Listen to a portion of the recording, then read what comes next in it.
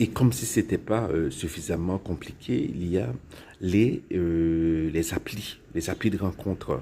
Les applis de rencontre peuvent être des moyens utilisés pour piéger des gens. Ce qui est arrivé à un employé fédéral américain qui bossait pour un organisme qu'on accusait de gaspiller l'argent de l'État, ce qui s'est passé, c'est que il faut donner des noms. John travaille pour cet organisme et là, il va sur Tinder. Il est homosexuel, il cherche un match, il match avec John. John match avec Jack. Mais Jack n'est pas vraiment homosexuel. Hein. Jack ne recherche pas quelqu'un pour passer une nuit ou une semaine. Mais Jack, c'est espèce de journaliste qui bosse pour une organisation de droite dont le but est de montrer qu'il y a du gaspillage au niveau de l'État américain. Donc il enregistre, donc il rencontre John et John admet lui-même qu'il a commis l'erreur de trop parler de son boulot lors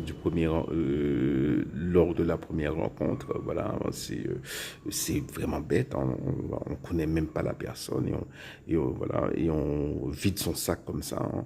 Et il a admis, c'est une erreur. Bon, voilà. Donc et Jack, il a tout enregistré et il a pris les parties qu'on peut interpréter comme ça, comme pouvant, hein, comme montrant que l'organisme fédéral pour lequel travaille John, eh bien, gaspille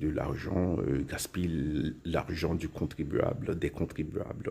Et cette partie-là a été reprise, hein, publiée sur des millions de fois. Hein. Et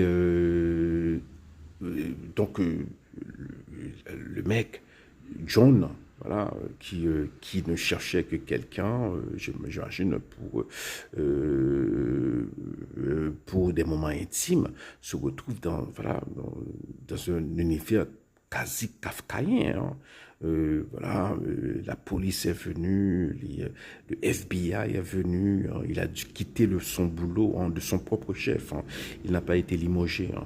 Mais voilà, c'était trop pour lui parce qu'il recevait les gens ont obtenu son numéro de téléphone, il recevait des vidéos, des coups de fil, des insultes sur sa propre orientation sexuelle et aussi on lui disait c'est vous qui gaspillez l'argent de l'État, tout ça. Hein.